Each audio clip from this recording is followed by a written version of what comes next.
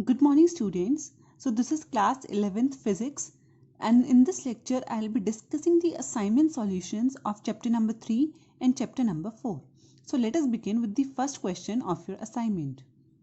So the first question says a particle is moving along a circle such that it completes one revolution in 40 seconds. What will be the ratio of displacement to distance in 2 minutes 20 seconds? So first of all, let us cover or convert 2 minute 20 seconds into seconds only. So as you know, 2 minutes has 120 seconds. So 120 plus 20, that means it will have 140 seconds. Now in the question it is given the particle is covering one revolution in 40 seconds. So that means in 40 seconds one revolution is completed. In 80 seconds two revolutions will be completed. Similarly in 120 seconds three revolutions will be completed.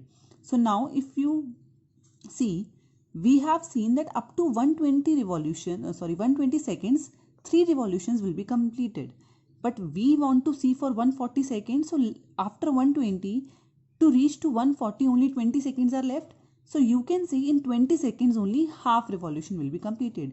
So overall we can say that in 140 seconds 3.5 revolution, that is 3.5 revolution will be completed by the particle.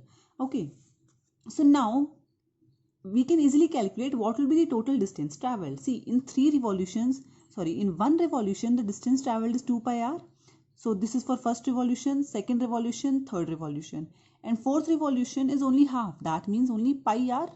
So plus pi r. So when you will add them, you will get total distance traveled to be in 140 seconds will be 7 pi r. Now to calculate displacement, now because in 120 seconds 3 revolutions are completed, that means the starting and final point after 120 seconds will become same. So you can say displacement in 120 seconds will be 0, but displacement in 20 seconds, see, in 20 seconds it is covering half revolution. So that means this is the displacement between A and B point. So this is nothing but diagonal, that is 2r. So we can write down displacement in 20 seconds is 2r. So to calculate ratio of displacement and distance, displacement is 2r, distance is 7 pi r. Just put the value of pi as 22 by 7, you will get the answer to be 1 by 11. So this is the ratio of displacement to the distance. The second question says the position of a body along x-axis at time t is given by x is equals to t square minus 4t plus 6. What will be the distance traveled by the body in time interval t equal to 0 and t equal to 3 seconds? So first of all, what we'll do, we'll calculate the value of distance at both the time. So first of all, the value of distance at t is equals to 0 will be, just put the value of t equal to 0 in this. So you will get the answer to be 6 meters.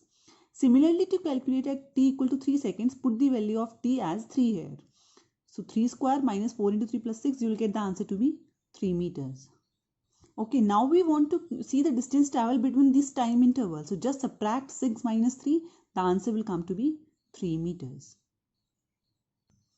Okay, so the third question says a particle moves along x-axis with speed 6 meters per second for half distance of a journey, first half distance, and the second half distance is covered with a speed of 3 meters per second, and you have to calculate the average speed. Okay, so for first half journey, speed is 6 meters per second. For second half journey, the speed is 3 meters per second. Okay, so let us say this is the path traveled by that particle. So this is the half, and if I am saying this total distance is d, so its half portion will be d by 2 and another half will also be d by 2. So first of all, to calculate average velocity, we will calculate time in both the journeys. Okay, so now for first one, that is for first half journey, distance traveled is d by 2 and it is traveled with the speed of 6 meters per second. So now you can easily calculate the time taken by the particle to cover first half journey. That will be distance upon speed, that is d by 2 into 6. So the answer will be d by 12 seconds. Okay, similarly calculate the time taken by the particle to cover second half distance with the speed of 3 meters per second. Again the formula will be distance upon speed, that is d by 2 is distance and speed is 3. So answer will be d by 6 seconds. Okay, now you have to calculate the average speed. The formula of average speed is total distance traveled to the total time taken. Now as you know, total distance traveled is d by 2 plus d by 2, that is d, and total time taken is d by 12 plus d by 6. D by 12 plus d by 6. When you'll solve it, you will get the answer to be 4 meter per second. So this is the average speed. Okay, so always to calculate average speed, first of all calculate the time required for completing the particular journey, and then use the formula total distance traveled to the total time taken. Okay, so the fourth question says, if a body is moving with constant speed, then what can you say about its acceleration? So the answer is acceleration can be variable also, or acceleration can be uniform also. For example, if a particle is moving in straight line with constant speed, and if it is moving in straight line, that means its velocity will also remain constant. That means we can say acceleration will be uniform in that case. Okay, but now if the particle is undergoing in circular motion with constant speed, now as you know, its velocity keep on changing. So at this point you can say the velocity is changing. Okay, or you can say one another case which is very familiar example, when your body falls down under free fall, then its velocity is changing but its acceleration is constant, that is acceleration due to gravity. So acceleration can be uniform or it can be variable as well if speed is constant. Okay, so the fifth question says, if the object is moving with variable velocity, what can you say about the speed and acceleration? So for speed, the speed may be constant or it may be variable. For example, in circular motion, speed is constant, but because direction is continuously changing, therefore velocity is variable. And if the direction remains same, then speed may be variable and velocity will also be variable. Because direction is same, but as magnitude of speed is changing, that means velocity will also be changed. Okay, now about acceleration, we can say that acceleration can be constant. Again, same thing, if the body is falling in free fall, its velocity is variable, but acceleration is constant. So acceleration may be constant also. Okay, so the sixth question says, the position of a particle moving along x-axis is given by x is equals to 10t minus 2t square. You have to calculate the time at which it will come to rest. Okay, so we have to calculate the time at which its final velocity becomes 0. Okay, so now you know the formula of velocity is dx by dt. So just put the value of x and solve it. So x is 10t minus 2t square. When you will solve the differentiation, you will get the answer to be 10 minus 4t. Now we want this velocity to be 0. We want velocity to be 0 and we have to calculate time. So just put the value of this velocity to be 0. That is 10 minus 4t equal to 0. So when you will solve it, you will get the value of time to be 2.5 seconds. Seventh question says, a car moves with a speed of 60 km per hour for 1 hour in each direction. So first of all, these are the directions that we consider: north, south, east and west. So the car is moving in east direction, that is we can say in this direction towards east. So it is moving towards east with the speed of 60 km per hour and it is moving for 1 hour. Then it changes its direction towards south. So south is downwards. So now it is moving downwards. Okay. So you have to calculate the displacement of the car from initial to final position. So let us say it starts with the A point.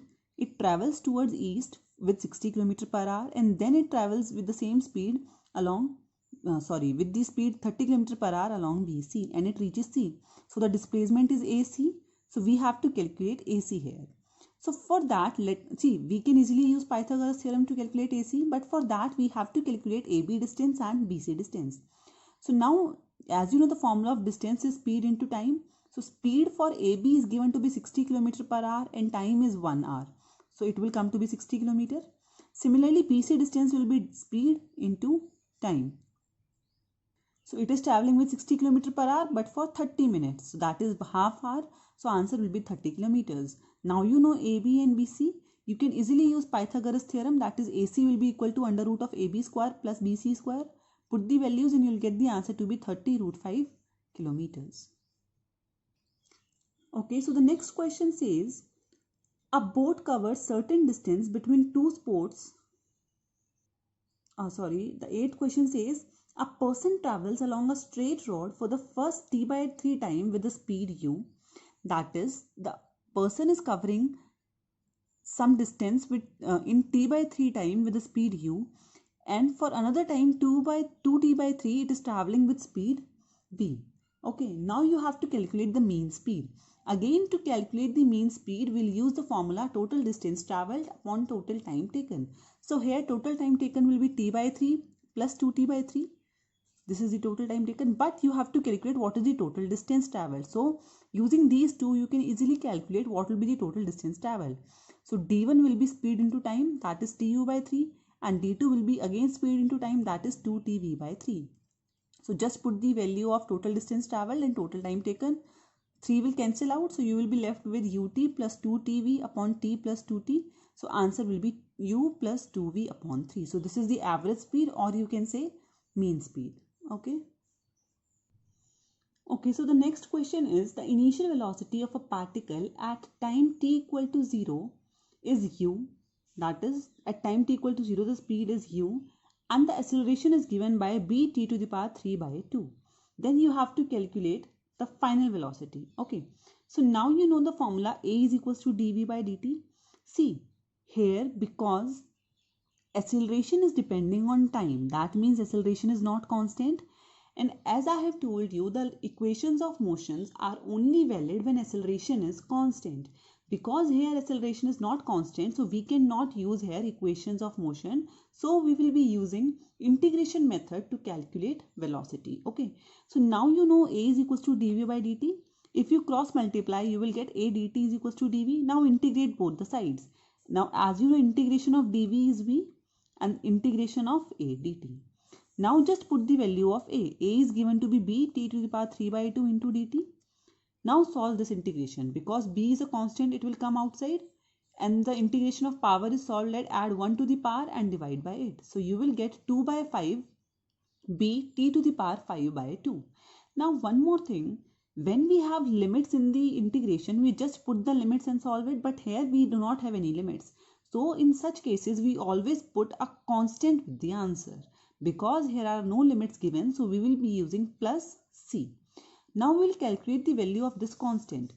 As in the question it is giving, at time t is equals to 0, the speed is u. So put those things here. The speed is u when time t is 0. So this will become 0 plus c. So from here c will come to be u. So when you will put the value of c here, you will get v to be u plus 2 by 5 b t to the power 5 by 2. Okay, so the 10th question says, a particle moves in a straight line and its position x at time t is given by x square is equals to 2 plus t. Then you have to calculate the acceleration. So first of all, to calculate the acceleration, we will calculate the velocity and then we'll calculate acceleration. Okay, so just differentiate this term. When you will differentiate x square, okay, one more thing, we are differentiating this equation with respect to t. Okay, so when you will differentiate it, the power of the differentiation of power comes forward, that is 2x. But because we are differentiating here with respect to t, so one more term will come here, that is dx by dt. Generally, previously we were always differentiating with respect to x. So that becomes 2x and dx by dx was 1. But here we will be having dx by dt. Differentiation of constant is 0 plus dt by dt will be 1. Okay. Now you know dx by dt is nothing but v. So this is v. So v is dx by dt, and from here if you calculate dx by dt, that will come to be 1 by 2x. So velocity has come to be 1 by 2x. Okay. Now to calculate acceleration, as we know acceleration is dv by dt. So again put the value of v, that is d by dt into 1 by 2x. 1 by 2 is constant, it will come outside. You will be left with d by dt x to the power minus 1. Again, this is the power. So as you know how to solve the differentiation of power, so it will become minus 1 by 2x square. But again we are differentiating with respect to time. So we will be left with dx by dt. Okay, so now again as you know dx by dt is nothing but v. So acceleration will come to be minus 1 by 2x square into v. And from here, as you know velocity is 1 by 2x. So just put the value of v as 1 by 2x. So the answer will come to be minus 1 upon 4x cubed. Okay, so the question number 11 says the resultant of two vectors at an angle of 150 degree is 10. Then you have to calculate the magnitude of smaller vector. So see here, okay, and one more thing is there, the resultant is perpendicular to one vector. So let us consider two vectors A and B which are inclined at an angle of 150 degree. Now resultant is perpendicular to one angle. So let me draw a resultant R which is perpendicular to A. So now if it is 90 degree, this angle will be 60 degree. Okay, so now just resolve B. If I resolve B, because this is the 60 degree, so this will be B cos 60 and this will be B sin 60. So from here you can say R is nothing but B cos 60. So R is B cos 60. So we have calculated B will come to be R upon cos 60. R is 10, cos 60 is 1 by 2. So from here B has come to be 20. Okay. Now we have to calculate the magnitude of smaller one, but we do not know which one is smaller one. So we will calculate magnitude of A as well as B. So B is 20. Now look clearly here. These two vectors are opposite to each other. That means their direction are opposite, but they will be equal. Okay, so these are equal and opposite vectors. So we can say A will be equal to B sin 60. Here I am only considering magnitude. If you will consider the direction, then you have to put a negative sign here, because as you can see, A and B sin 60 are in opposite directions. Okay. So A is B sin 60. B is nothing but 20. Sin 60 is root 3 by 2. So A will come to be 10 root 3. Out of these two, A is smaller. So the magnitude of smaller one is 10 root 3. Okay, so the next is question number 12. In that, you are given two forces 8 Newton and 15 Newton, and their resultant is given to be 17 Newtons. You have to calculate the angle between them. So this is very easy question. Just use the formula of resultant, that is under root of a square plus b square plus 2ab cos theta. Okay. So you have to calculate theta from here. Now just square both the terms. So when you will square 17, you will get 289 and this will come to be this. So just solve it, you will get theta to be 90 degrees. Okay. So the next question is question number 13. It says a particle is moving in a circle of radius r having center at O with a constant speed v. The magnitude of change in velocity in moving from A to B will be what? Okay, so the radius is r. Okay, so now first of all, let us consider the velocity at A is v2 and B is v1. So the magnitude of change in velocity will be given by del v is equals to v2 minus v1. Now you know resultant is also defined by either A plus B or A minus B. This I have told you in triangle law of vectors. So resultant is nothing but v2 either plus or minus into v1. And one more thing, when you have v2 plus v1, then you use the sign a square plus b square plus 2ab cos theta. But if you have a negative sign in resultant, then we will use the formula a square plus b square minus 2ab cos theta. Okay, so the sign here that will be taken here as well. So now because v1 and v2 are given to be equal, so I am just putting the values. This will be 2v square plus minus sign I am keeping as it is. Cos 60 is 1 by 2. So the 1 by 2 and 1 by 2 will cancel out and you will be left with only v square. Okay. Now here the result, because we want to calculate v2 minus v1, so we will be take the resultant to be v2 minus v1. As I told you, if you have a negative sign, then you have to take negative sign here as well. So here we will be taking 2v square minus v square. The answer will come to be v only. So this is nothing but the change in magnitude of the velocity. Okay, so in question number 14, you are given 4 figures and you have to tell which one is showing the correct angle between A and B. So first is this. See, okay, first of all, the red is that one which is given in question and black is that one which is correct one. Okay, so now if you look clearly, this is the direction of A and this is the direction of B. We have to calculate the angle between A and B. So this will be the angle between them. This is wrong. Okay, similarly, this is A and this is B. Again, the angle between them will be this. This is wrong. In C part, this is your A, this is your B. So if I am extending them, this is A and this is B. So this will be the angle between them. That is, you have to take the angle in that direction only in which the vector is going. So if you clearly see this, if this is theta, this will also be theta. So that means this is correct because this angle is shown to be theta and that is also correct by mathematical terms. Okay. Now in this one is A and this one is B. So now this is angle theta, but in this question this is given, so it is also wrong. So C part is correct. Okay, so the next is question number 15. It says, okay, it says Ram moves in east direction at a speed of 6 meter per second. So Ram is moving in east direction with a speed of 6 meter per second, and Sham is moving 30 degree east of north. So that if this is north, so this is 30 degree east of north, that is 30 degree in the direction of east. So this is called 30 degree east of north. So in this direction Ram is traveling, and in this direction Sham is traveling. Okay, that is 30 degree north east of north. Okay, yeah, and Sham is also traveling with a speed of 6 meter per second. Then you have to calculate the magnitude of their relative velocity.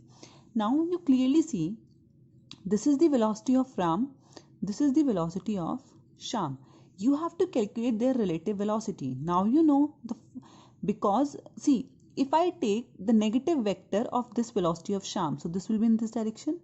So you can say both of them are moving in opposite directions. So the formula for relative velocity will be nothing but Vr plus Vs. Okay, because they are moving in opposite directions.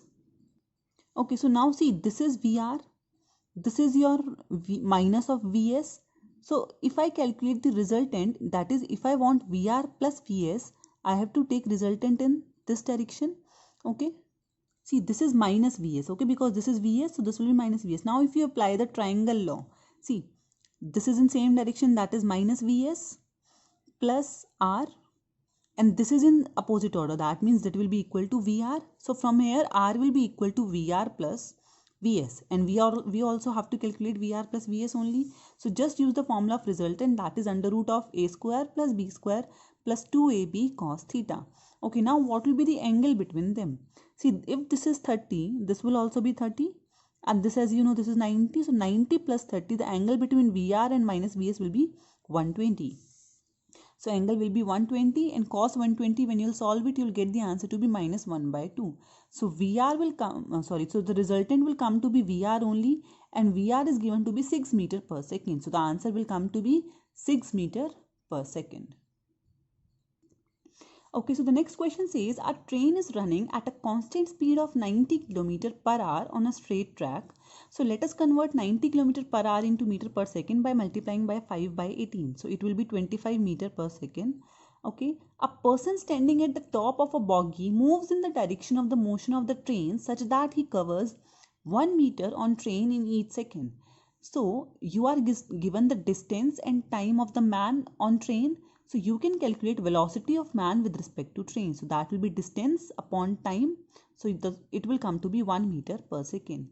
Now you have to calculate the speed of person with respect to time. With respect to ground. So as you know, VMT, that is velocity of man with respect to time, will be Vm minus Vt, because they are both are traveling in same direction. So we will be using a minus sign. From here, Vm will come to be Vmt plus Vt. Now Vmt is given to be 1 and Vt is given to be 25. So the answer will be 26 meter per second. Okay, so the 17th question says 4 persons P, Q, R and S are initially at the 4 corners of a square of side D. Now they start moving with a constant constant speed V, such that P always move towards Q, Q towards R, R towards S and S towards P. Then you have to calculate after what time they will be meeting. Okay, so now here is one thing, speed remains constant of both the particles, but because they will continuously change their velocity, so velocity will change continuously, and so they will meet at center. Because see, as Q is initially here, as P starts to move towards Q, Q will start moving here. So again P has to change its velocity to move directly towards Q. So you can say in every path or in every motion, at every time they will be changing their direction. So we can say velocity will not remain constant. So to calculate time in such cases, there are two methods. Either you can use a direct formula which is given by this, that is d upon v 1 minus cos 2 pi by n, where n is number of persons. So here number of persons are 4. So when you will put the value of n to be 4, this will be cos pi by 2. Cos pi by 2 is 0. So you will get the answer to be d by v.